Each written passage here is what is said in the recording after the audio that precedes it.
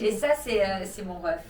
Salut. Et on va essayer de la dégager, celle-là. Et alors, ils sont très, très, très drôles tous les deux. On a beaucoup ri. On est jubilant. Voilà, C'est ça jubilants. Les jubilants. Ah, les jubilants, c'est trop Les mignon. jubilants. Ouais. C'est notre duo, les jubilants. Exactement. Il y a beaucoup de femmes qui vont faire des bêtises après. Je ne peux le répéter à personne parce que franchement, si je vous le disais, j'ai l'impression que vous feriez des cauchemars toute votre vie. C'est un travail d'orfèvre, quoi. Je pense qu'il faut vraiment avoir de l'art dans les doigts.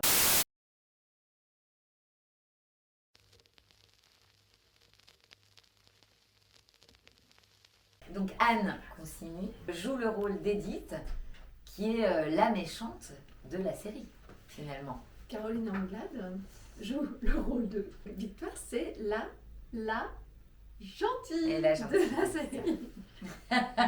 Enfin, Mais on est toutes les deux très, très complexes. en même oui, temps. oui, c'est Ah, ça. On est un peu a beaucoup en de effet strates. miroir. Je pense que c'est un peu volte-face de John Woo, le film. C'est exactement ça. Ah, c'est ça. Ouais.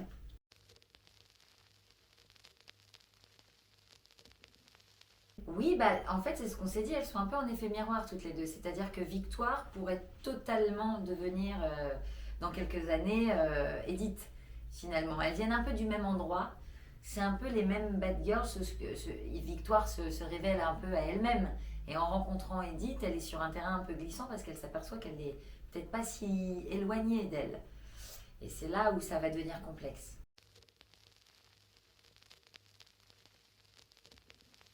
C'est-à-dire que comment défendre le personnage d'Edith, chercher le bon fond d'Edith, c'est compliqué. Ça ne se voit pas. Il faut chercher. C'est vrai, je le cache bien. Elle le cache bien. J'ai cherché et je me suis trouvé une raison de pouvoir l'accepter telle qu'elle était avec ce fond qui n'est pas bon. Il lui serait arrivé quelque chose dans sa vie et ce quelque chose, je ne peux le répéter à personne parce que franchement, si je vous le disais, j'ai l'impression que vous feriez des cauchemars toute votre vie.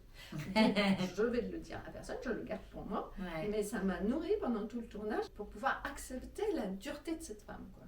Ouais.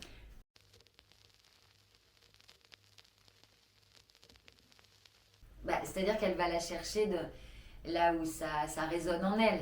C'est-à-dire qu'effectivement, cette petite vie bien cachée de maman, de presque pas femme au foyer parce qu'elle est quand même secrétaire médicale, mais elle s'est cachée sous une enveloppe beaucoup plus lisse qu'elle est. En fait, elle sort du foyer, Victoire, elle a sorti son frère du foyer, elle s'est battue pour en arriver là. Mais finalement, elle se cache. Elle cache sa passion, elle cache ce qui l'anime, ce qui la fait bouillir de l'intérieur. Et quand elle rencontre Edith, elle va la chercher dans ces zones d'ombre-là. Et c'est pour ça que c'est un danger pour elle, Edith, parce qu'elle la fuit autant qu'elle est très attirée par elle. Et c'est là où ça devient beaucoup plus difficile et que les choses se compliquent, en fait. C'est ça qui est vraiment passionnant dans ce scénario, c'est que au lieu de faire simplement chercher pourquoi une femme atroce est atroce, qui est en général la recherche qu'on fait, la justifier, c'est pourquoi une femme qui a l'air parfaite est parfaite. On creuse, on creuse, on creuse et on trouve en fait une femme qui n'est pas atroce mais qui pourrait l'être. Qui n'est pas parfaite, en tout cas. Enfin, effectivement, avec ses zones d'ombre, et c'est ça qui est en même temps, c'est super, ce qu'on projette sur quelqu'un, finalement, elle a. Puis le cœur d'une femme a bien des secrets. Mais en tout cas, ce qui est bien, c'est que les personnages féminins sont déjà extrêmement bien écrits.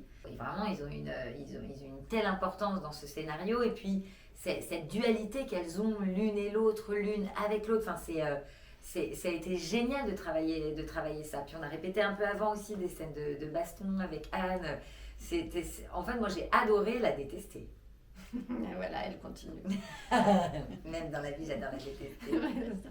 Mais pour continuer ce que tu dis, je pense que les femmes qui habitent dans les pavillons de banlieue, toutes sages, qui ont une petite vie très réglée, si elles voient cette série, elles vont se reconnaître, parce qu'elles vont reconnaître qu'à l'intérieur d'elles-mêmes, il y a toujours une espèce... Je pense qu'en chacun, il y a une folie qui existe, une folie des grandeurs, une folie de... Il y a un besoin d'argent quand même, un besoin d'argent. Ouais.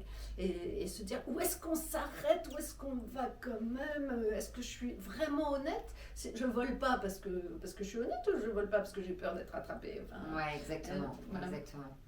C'est vrai. Mais- Il y a beaucoup de femmes qui vont faire des bêtises après. Elles vont se poser des questions. On va se dire, ah, tiens, Qui suis-je? Alors, j'adore ce que fait Anne dans la série, mais vraiment, elle a un regard qui fait que vraiment, tu es à deux doigts elle est à deux doigts de se laisser, enfin d'ailleurs, je ne le dis pas, mais elle est à ça de de basculer à chaque fois en sa présence.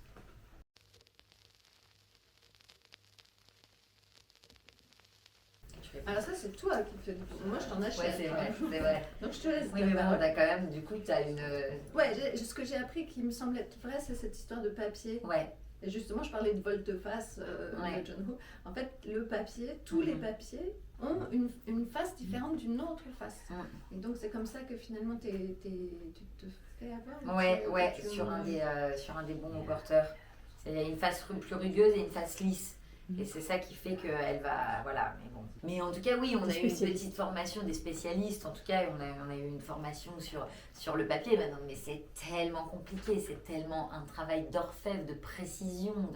Je serais incapable de faire ça. Je suis beaucoup trop indélicate pour faire ce métier-là. Non, moi, ce que j'ai aimé, c'est au début quand elle commence sagement à faire des faux papiers pour aider les gens. Des faux bulletins de salaire, des faux baccalauréats, des faux... Bon, ça, ok, parce que ça sort tellement de gens de la galère, en vrai. Bon, après, quand on passe vraiment dans le grand banditisme à faire des fausses pièces d'identité, de passeport, ça devient beaucoup plus complexe. Mais en vrai, je pense que je serais capable, pour aider des gens, à le faire, si je pouvais. Mais c'est très, très, très, très, très précis. Hein. C'est un travail d'orfèvre, quoi. Je pense qu'il faut vraiment avoir de l'art dans les doigts pour pouvoir le faire, quoi.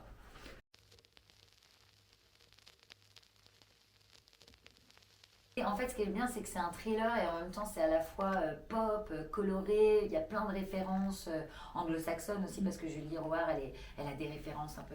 Elle a vraiment une culture cinématographique très large, très dense. Et non, mais je dirais que cette série, elle est à la fois. Elle ressemble en vrai un peu à aucune autre série, parce qu'elle est à la fois dark, thriller, et à la fois tu peux rire. Il y a des épisodes, notamment le 5e, je crois, qui est très drôle. Donc il y a de la comédie, il y a de l'humour, c'est un peu trash. C'est une comédie intimiste mise en scène par John Woo, c'est ça? C'est ça qu'il faut. Ah, John Woo.